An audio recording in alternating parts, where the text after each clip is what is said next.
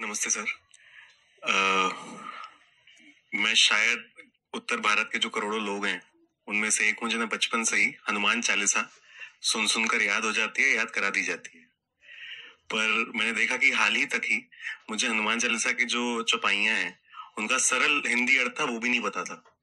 पर मैंने वो जानना चाहा, पढ़ा, थोड़ा बहुत समझ आया। पर मैं आज चाहता हूँ कि आप उसका वेदांतिक अर्थ समझाएं। तो मैंने कुछ उसमें से चौपाइयां देखी और मुझे लगा कि आपसे आज वो पूछनी चाहिए। तो यदि आप उस पर बात कर सकें तो।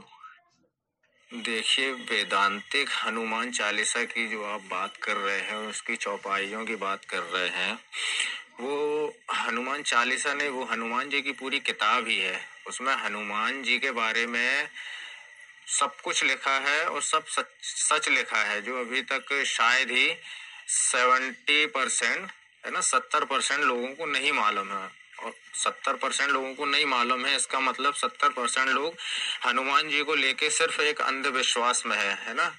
राम भक्त हनुमान अब पढ़ा है तो आपको थोड़ी बहुत तो इतना मालूम होगा कि दशरथ नंदन राम से हनुमान जी का कोई लेना देना नहीं था। उनको सिर्फ शब्द जो है राम, उससे मतलब था। राम का वो जाप करते थे, रामचंद्र जी का जाप नहीं करते थे वो, है ना।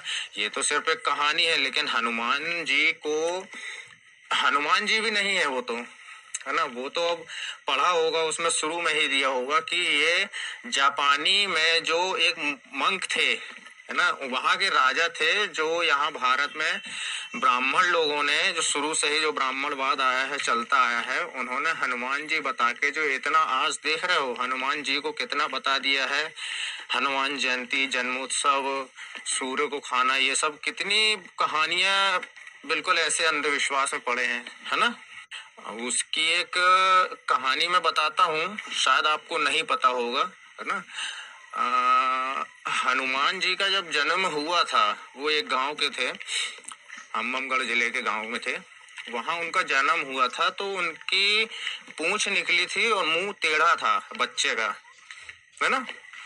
पूंछ निकली हुई थी वो थे, तो उनके माता पिता भी बिल्कुल बहुत परेशान हो गए थे, कुछ घबरा भी रहे थे, कुछ डर भी रहे थे कि संतान के नाम पे ये क्या जन्म हुआ है, सारे गांव वाले ये वो। तो ऐसे ही कर करके फिर उन्होंने गांव बदल के फिर कहीं दूसरी जगह रहने लगे थे।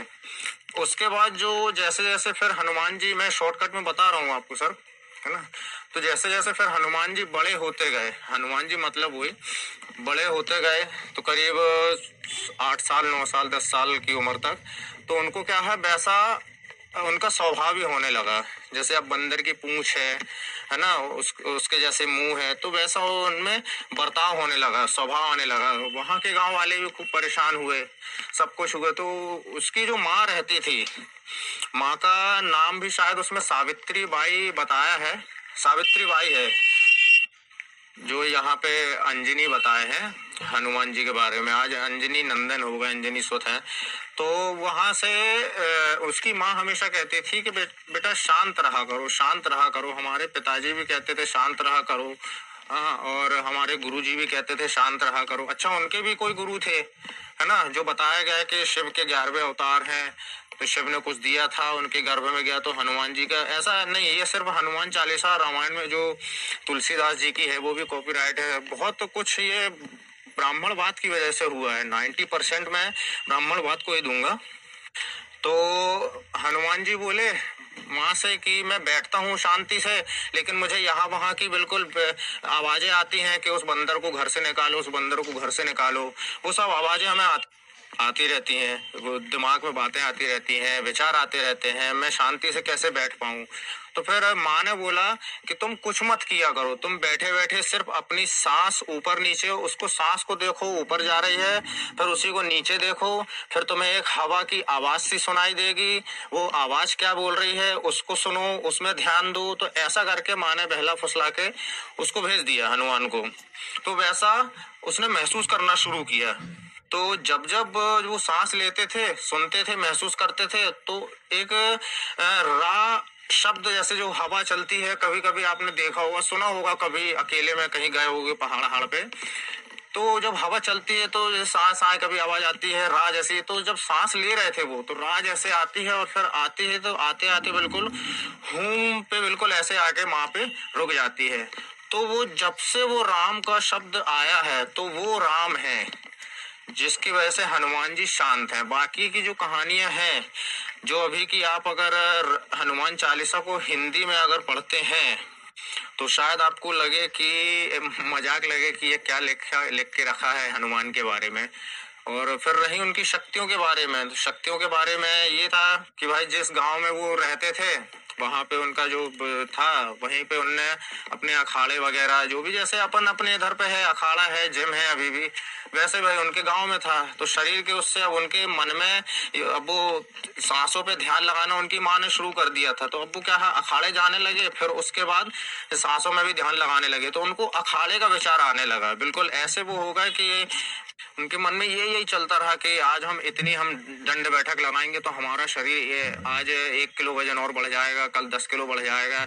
इतना करते करते इसलिए उनकी हाइट भी करीब बताई थी कि उनकी हाइट 13 फुट कुछ इंच उनकी हाइट गई थी और शरीर उनका करीब 2.5 से 3,000 करीब उनका वजन था। 2.5 से 3,000 किलोग्राम का उनका वजन था हनुमान जी का। तो वो पहलवानी में वहां के वो उस्ताद थे है ना। फिर वहां से फिर ये कहानी प्रचलित होते होते अब भाई वहां पे भी होगा कोई मुखिया होगा। अभी यहाँ पे अपने देखो मोदी साहब हैं वहां इमरान है तो कहीं कोई है। तो अब वहां पे भाई उनके पिताजी थे वहां से ये अब जैसे मोदी यहाँ पे अगर कुछ करवाना चाहता है भारत में तो भाई मोदी करवाएगा।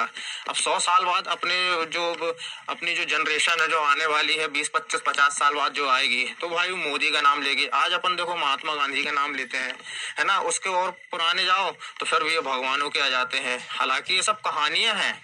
जो पिक्चर अपन देख के आते हैं भाई उसमें उसकी मौत हो जाती है तो उसकी माँ जो घर पे बैठे देख रही है मूवी तो वो रोने थोड़ी लगेगी। वो कहानी है तो कहानी को इतना दर्शा दिया है ब्राह्मणवाद लोगों ने कि ये बिल्कुल सच मान के बैठे हैं कि हाँ रामायण थी, कुछ सबूत है, कुछ ये है, बाकी ऐसा कुछ नहीं है।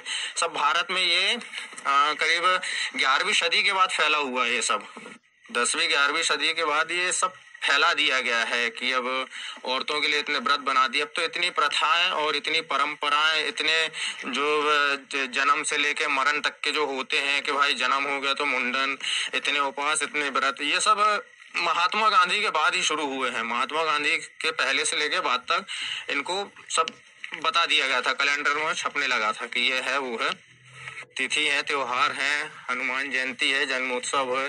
तो ये सब हुआ है अपने भारत में। झूठ मूठ की प्रथाएं चालू हुई हैं। और रहे अपने हनुमान जी तो वो वहीं तक सीमित थे। वहां के राजा महाराजा उनके जो पिताजी थे उनने भी यह नाम ऐसा किया है कि अब वाकई में अब देखो अब भाई थे। अब हनुमान की पूजा करने से, हनुमान का पाठ करने से उनके नाम की जो उनने कहानी लिख डाली है उसको चालीसा बना दिया है।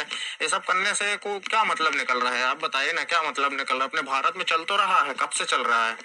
हम बोल रहे हैं चलो 1000 साल से हनुमान चालीसा चल रहा है, क्या बदलाव हुआ, क्या शिक्षाएं मिली? आज हर घर परिवार में ही देख लो, हाँ बाहर के देख लो, मोहल्ले के देख लो, अपने शहर के, देश के देख लो, हिंदुस्तान पाकिस्तान का देख लो, है ना, होता है ना, कुछ बदलाव नहीं है। सब सिर्फ अंधविश्वास है जो शुरू से ही अपने दिमाग में बैठा ले गए हैं बड़े प्यार से कि बेटा उठो, आरती करो, पूजा करो, ये वो है, बाकी डिटेल में कोई नहीं बताता है। आज अपन अपने बच्चे अगर प्रश्न पूछ लेते हैं कि पापा जी राम कौन थे तो आप उतना ही बता पाओगे, फिर दशरथ कौन थे उतना ही बता पाओगे, उससे आगे कुछ नहीं मालूम आपको। आपने कभी सोचा भी नहीं है कि हम ये समझें, ये चर्चा करें, इस पे कुछ विचार लेके आए, क्या ये सही था कि 14 वर्ष के लिए कोई इंसान को वनवास हुआ था, कि कोई कहानी है? उनको इनसे कोई मतलब ही नहीं है। शुरू से हमारे पिताजी ने हमको सिखाया तो फिर उनके पिताजी ने उनको सिखाया, उनके पिताजी ने आखिर जैसे आज हम अपने बेटी को देंगे तो वो अपनी बेटी को देगी आगे, उसके आगे कुछ नहीं बताएंगे कि क्या था क्या नहीं। अब एक आध भी अगर निकल जाते हैं समझदार कि ऐसा क्यों,